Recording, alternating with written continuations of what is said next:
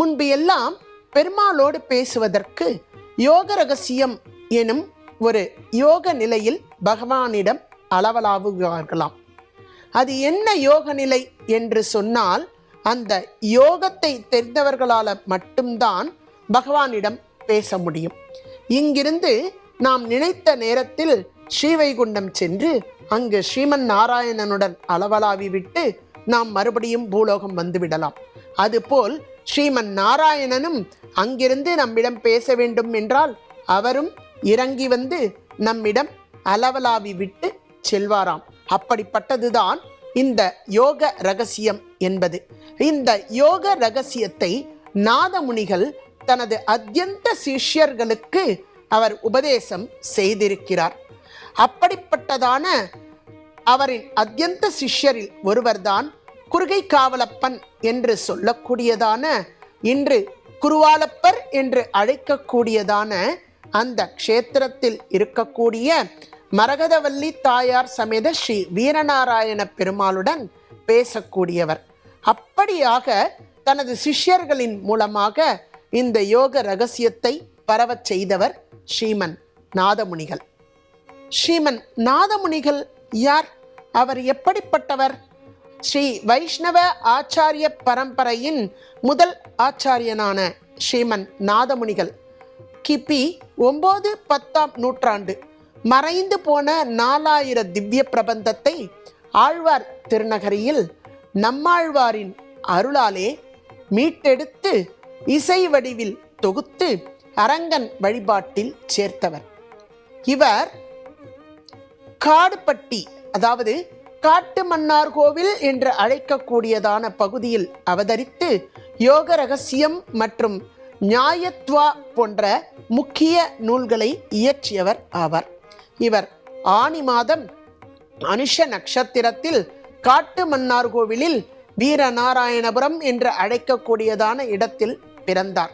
இவர் ஒரு முறை 4000 திவ்ய பிரபந்தத்தை கண்டுபிடிக்க வேண்டும் என்று நினைக்கும் காலத்தில் கும்பகோணம் சாரங்கபாணி கோவிலில் ஆறாவமுதே என்ற பதிகத்தை கேட்டு மகிழ்ந்த நாதமுனிகள் அதில் உள்ள 1000 துளிப்பத்தும் என்ற வார்த்தையை வைத்து ஆழ்வார்களின் பாடல்களை தேடினார்.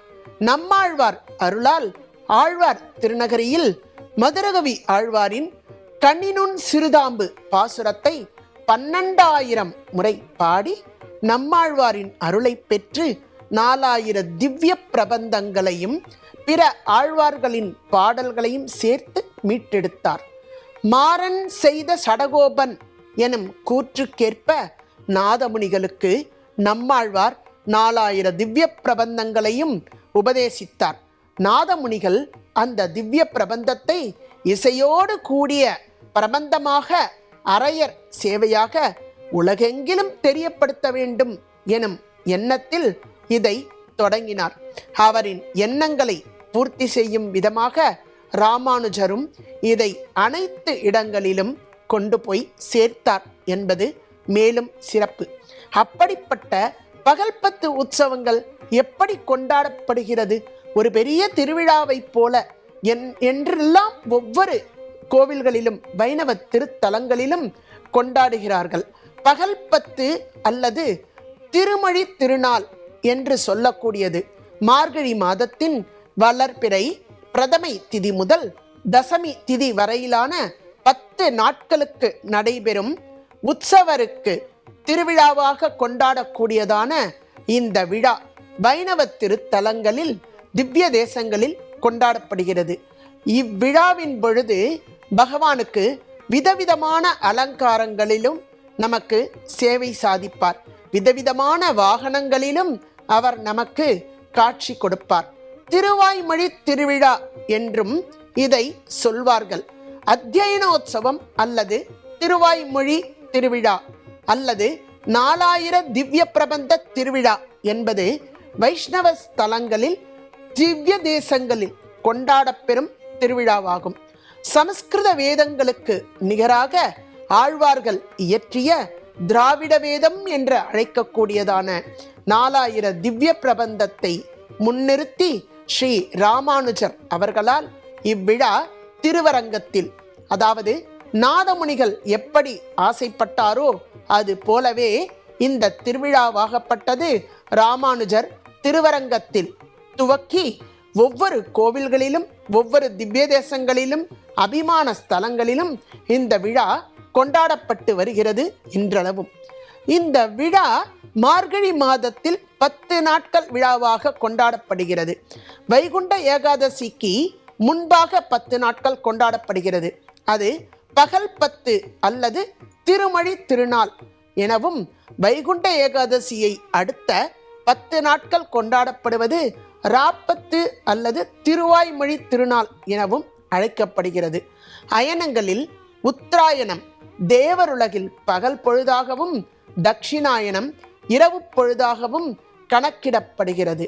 தை முதல் ஆணி முடிய உள்ள 6 மாத காலம் உத்தராயணம் என்று அழைக்கக்கூடியது. இதில் நமக்கு ஓராண்டு என்பது தேவர்களுக்கு ஒரு நாள் ஆகும். உத்தராயணம் தை மாதத்தின் துவக்கம் என்பதால் அதற்கு முதல் மாதமான மார்கழி மாதம் பகல் பொழுதுக்கு முன்பாக உள்ள பிரம்ம முகூர்த்தம் என்று அழைக்கக்கூடியதான முகூர்த்த நேரம். தேவர்களின் அதிகாலை பொழுதாகும் இந்த நேரம். எனவே தேவர்களின் அதிகாலை பொழுதான மார்கழி மாதத்தில் 4000 திவ்ய பிரபந்தத்தை தாளம் சேர்த்த இசையோடு இசைப்பது பலன் தரும் என்பதால் இந்த விழா மார்கழி மாதம் கொண்டாடப்படுகிறது. இவ்வயன காலத்தில் இசைக்கப்படக்கூடியதால் இது அத்தியன உற்சவம் என்றும் அழைக்கப்படுகிறது.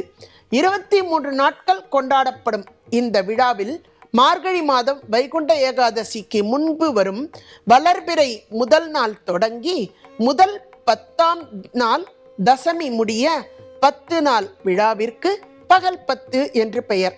இதில் திருப்பல்லாண்டு, முதலாயிரம், மதுரகவி ஆழ்வார் இயற்றிய கண்ணினுன் சிறுதாம்பு, திருமங்கையாழ்வாரின் பெரிய திருமொழி, திருக்குறுந்தாண்டகம், திருநெடுந்தாண்டகம் ஆகிய 2000 பாசுரங்கள் இசைக்கப்படும். தசமிக்கு மறுநாளான வளர்பிறையின் ஏகாதசி திதி முதல் தேய்பிறையின் பஞ்சமி திதி முடிய 10 நாள் விழாவிற்கு ராப்பத்து என்று பெயர். இதில் நம்மாழ்வார் இயற்றிய திருவாய்மொழி 1000 பாசுரம் இசைக்கப்படும். இதற்கு மறுநாளான 21வது நாள் ஏனைய ஆழ்வார்கள் இயற்றிய முதல் 2, 3, 4ஆம் திருவந்தாதிகள், திருவிருத்தம், திரு ஆசிரியம், பெரிய திருவந்தாதி, பெரிய திருமடல், சிறிய திருமடல், ராமானுச நூற்றந்தாதி முதலானவை அடங்கிய இயற்பா 1000ம் இசைக்கப்படும்.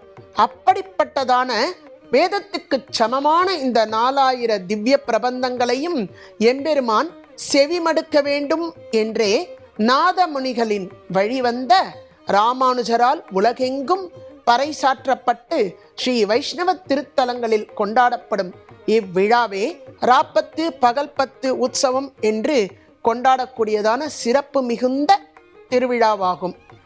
அப்படிப்பட்டதான இந்த திருவிழாவை தரிசனம் டிஜிட்டல் மூலமாக நாம் கண்டு களிப்போம். இது போன்ற ஆன்மீக நிகழ்ச்சிகளை அதிகம் அறிந்து கொள்ளலாம். கவிதார்க்கிக சிம்மாய கல்யாண குணசாலினே ஸ்ரீமதே வெங்கடேசாய வேதாந்த குரவே நமஹ.